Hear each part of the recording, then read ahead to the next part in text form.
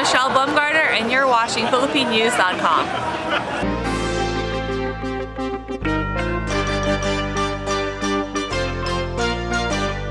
Thank you, Annette. That was very kind. No safer place than in community. I don't think that was my truth for a very long time being in this country. I immigrated to the United States about 12 years ago from Singapore when I was 14. Because of the Asian economic crisis, my parents lost everything they had back home. And my family eventually became undocumented because he was applying to a job in a restaurant, and he had a boss who promised our family a safe stay in the United States. But it turned out later on that they never actually applied for a visa for any of my family members, and we became undocumented. We've experienced threats from his previous employers about how, we were criminals because we didn't have the right papers, and just generally growing up in this country as a teenager, experiencing a lot of different barriers from, growing pains such as not being able to apply for a driver's license when I turned 16 to having barriers, being able to go to college, not really knowing how to pay for it, even though I was graduating top of my class. These are some of the stories that we've heard so much of, but the reality on top of sort of this idea that we were these high-achieving immigrants was the reality of the shared struggles that we had with every other undocumented immigrant family, that we couldn't access healthcare, being scared to go to the emergency room to get a wisdom tooth taken out because we didn't want to be on the radar, and generally living in fear when I was able to sort of move out, being afraid that I wouldn't be able to see my family if I just got picked up and then no one would know. So this idea that there was a safe place was a very strange and abnormal idea for us. And I've struggled through college. I was very fortunate, I was very privileged, but I definitely had to deal with a lot of mental health issues, a lot of depression, not knowing how to pay for school from semester to semester, not really knowing what to do with my degree after I graduated college.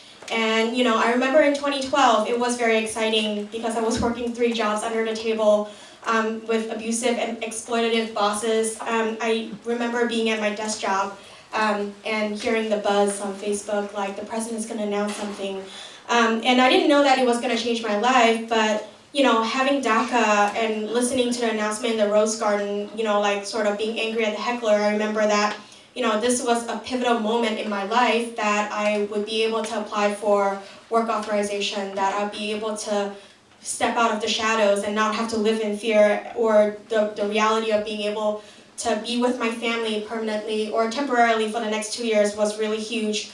But I think more than anything, it gave me this sort of opportunity to come out of the shadows so that we could be in service to our community members. The experiences that I had was not the exception, but it was the rule. The rule of thumb is that we are in fear. The rule of thumb is that we can be separated, and like Annette said, the Priority Enforcement Program, PEP, which was announced alongside of the expansion of the Deferred Action Program, meant that many of our families, including mixed status families, are still getting torn apart every single day unprecedentedly under the Obama administration.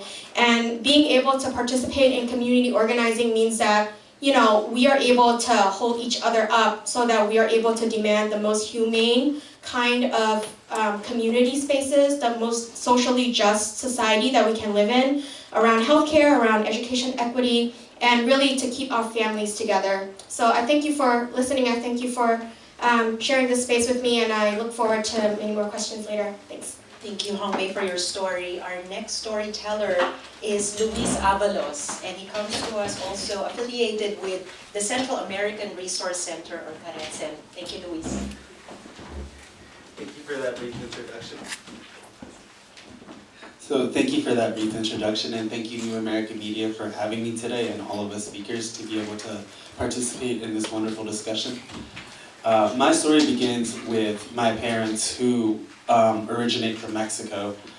Due to the socio and economic conditions in Mexico, it is really difficult for people to achieve a higher education and much less take that degree that they get and find a job in their profession. That was the story of my parents. They were very lucky to have education accessible to them growing up, But even with their college degrees, even with a veterinary degree, and even with a bachelor's in economics, my parents couldn't find jobs in their profession, so that really drove them to come here to the United States in search of opportunity. As a result, I came here to this country when I was 3 years old, and with that, my life in this country began. I consider myself very privileged to come here at a very young age. I never had any trouble with language barriers. I was able to learn English and speak it without an accent. I was able to assimilate very easily, and I never stood out to my classmates or my teachers that I can remember as someone who came from a different country. That being said, however, I always knew about my immigration status and about how it was dangerous for me to reveal that to a lot of people. I was told to conceal my status, tell people that you're born here, never tell them you're born from outside the country. So growing up until my senior year of high school, that's exactly what I did. Unfortunately, or for better or for worse, as Hong Mei touched on, a lot of opportunities and a lot of rights are given to people once they come of age here in this country. They can get a driver's license, they can start voting, they can start applying for FAFSA. A lot of my peers and a lot of my friends were able to do this, but because of my immigration status, I realized that I was not a person that could do this. So I felt very disadvantaged and very, at loss. I didn't know whether I was going to be able to go to college because of my immigration status, and I always came here and I always had the ambition to study and pursue something higher for myself, but because of my immigration status, I didn't really know what that would entail. Then DACA came along in 2012, just after a year of me being in a community college, and it was just a shining light in a dark tunnel of uncertainty, because now I was able to get a real social security number that let me get a California ID. It let me open up a bank account through legal means, and it allowed me to get other benefits like the California Dream Act and AB 540. So with DACA, for me personally, it's been a method of reassurance and a method of confidence to keep pursuing forward. All my life I knew that I had to deal with being undocumented, but I never really knew what that would entail or what it would be like. And having this confidence and reassurance, and also just seeing the kind of experience that I lived through growing up and the other experiences that other immigrants have gone through. Other immigrants have faced other barriers that I myself never faced. Like, I grew up with a vision disability. That was my biggest issue. Being undocumented was kind of like second nature, but now it's kind of like the forefront of what I do, and seeing the difference in my experiences with other immigrants really motivates me to want to continue studying, to want to be an immigration attorney, to help people qualify for these benefits like U visas or T visas, or just be able to get them a quicker way to achieve citizenship and ultimately prosperity. DACA, I will end with this, really helped open a lot of doors for me. It helped me get a job at the Central American Resource Center through the Dream SF Fellowship, and also through the San Francisco Youth Commission. Seeing a lot of the disparities in my experience and a lot of the hardships that other undocumented youth really motivated me to get involved in public policy. I wouldn't be able to be part of the San Francisco Youth Commission if I didn't have DACA, because there is a required social security number that you have to put down. So for DACA, it's opened so many doors for me. I know a lot of people are kind of scared of what giving out their information to the government will entail. But my message is to you is, don't let the fear stop you. Let the doors open, and DACA can definitely open a lot of doors for you, just like it did for me. Thank you so much, Luis.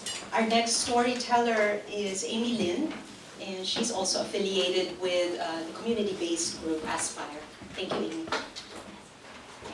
Hello. This is actually pretty weird because I feel like I've shared my story a number of times, and each time feel a little bit different with the different people on the panel, different people in the audience. Not sure what really to say. But my name is Amy. I'm also a member of Aspire, like Hong Mei, and my story began 10 years ago when I came to the U.S. with my mom after a somewhat nasty divorce between my mom and dad. We were left in a lot of debt, and my mom was she's a Burmese Chinese immigrant to Taiwan, and so at the time we really didn't know what to do except to really gather what we have and then rent for our lives, sort of. So we came here to the U.S. and I sort of always had the idea of being undocumented in the back of my head, but I really couldn't pinpoint what that meant because I never had to interact with not having a social security number or navigating through life. And I think in all of it, it's very safe to say I had a really privileged life. Like, I was really sheltered in that aspect. But until I was applying for college and I realized all the things that I didn't have, and then all the driver's license that people were getting that I couldn't apply, and I thought I couldn't get it because it was too short, but that was not the case. But then that really actually triggered what I thought of this issue of access. And then moving on to community college, sort of my, trying to be clever way of navigating around college, I discovered something called AB 540, which came many years before I entered community college. And then gradually I learned that AB 540 was a community effort done by undocumented youth at the time who were striving to go into college or get a college education. And then 2012 came.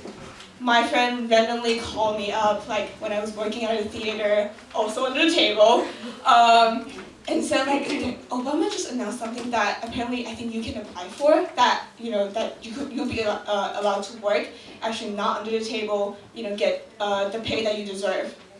And so I applied, but then that sort of shadow came back to me again of looming in the background, like, wait a minute, you're eligible for that, but not your mom. And so that really hit me of like what all of these organizing efforts have been, which they're all gradual processes that people have taken to get to the point where we're at today with DACA.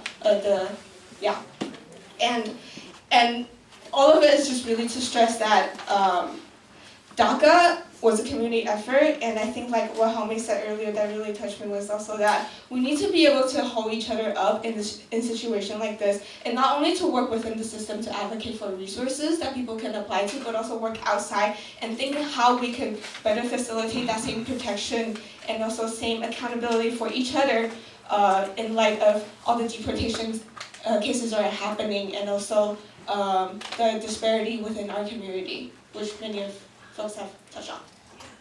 Thank you, Amy. And last but not the least, our last storyteller, Brian Chong, comes to us from the Korean Community Center of the East Bay, or KCCEB. Thank you, Brian.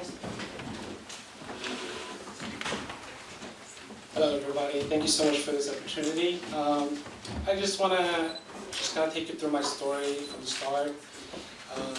So my name is Brian. I'm from Korea. My family and I moved to the United States when I was 12 years old. To give a little bit of background story, I had a really good high school life. I was the leader of my marching unit in my high school. I graduated top of my class. I made a speech in graduation. And I was also awarded the Faculty Outstanding Student Award, which was given only to the top senior, one senior who's graduating each year. And so my high school life was just really great. I was in a very good leadership position, and I had to really work hard to get there, and I was able to feel that and receive that. And then it was time for me to go to college. I learned about my undocumented status when I was applying for college. And then that's when my life kind of turned a little bit downward. I was faced with the out-of-state tuition rate at first, and it was just a lot of money for me to pay for me to go to college. And for me to pay that money, I had to work. But the problem is I didn't have any working permit for me to work legally, for me to go to college. So I ended up just finding a restaurant, hard labor job, working under the table, as many other panelists have said, and just working more than 40 hours a week, maintaining, trying to continue myself to put myself to school. And on top of that, I had this fear of deportation. It just followed me everywhere I went. You just never knew when it was or if it was going to happen. When you're sleeping at home, you never know if people are going to knock on your door and take you away somehow. You just come up with these imaginations. You just don't know. And also when you're working, you just don't know if people are going to come and try to capture you. So there was that constant fear of deportation and anxiety always following you. And I don't know how to describe it in words, but that just really impacts your life. It just really discourages you as an undocumented population. and that just kind of followed me throughout my life. And so definitely had issue with my confidence, and I started to question my life, and was it even worth it to continue? So applying for DACA wasn't much of a question for me. It was a must thing to do. I just could not figure out an answer why not apply for DACA. It was just really right for my life. It gave me a secure source of income for tuition, and definitely removed that fear of deportation. I was able to regain my confidence in life, and I felt more stable and secure. And for the first time in my life, I was able to plan ahead. Before DACA, I was not able to plan ahead in the future. I'm personally the type of guy who really likes to plan things ahead. But before DACA, since you never knew what was going to happen before, you just had no idea what to expect. But after DACA, it gave me that stability and security to really plan ahead, knowing that it will happen. And not only that, shortly after receiving DACA, I was able to join the Army under the MAVNI program. It's a very little-known military program that grants you citizenship, and non-green card holders or non-US citizens can apply. And so with this, I'll be able to go to basic training, I think next month. So I'm prepping up for that right now. And with this, I would be able to petition my parents and my sister for a green card, and hopefully for citizenship as well in the future. So DACA definitely gave us, and me and for my family, a really good pathway to stabilize our life in the United States. To close my segment, I just have a message to undocumented individuals in our community. I just want to say that you're not alone. Growing up as an undocumented, I just felt so lonely. I was living in Maryland, so it wasn't like California where there was very activism going on. But I just felt very lonely. I just had nowhere to turn to. No counselors knew what undocumented was.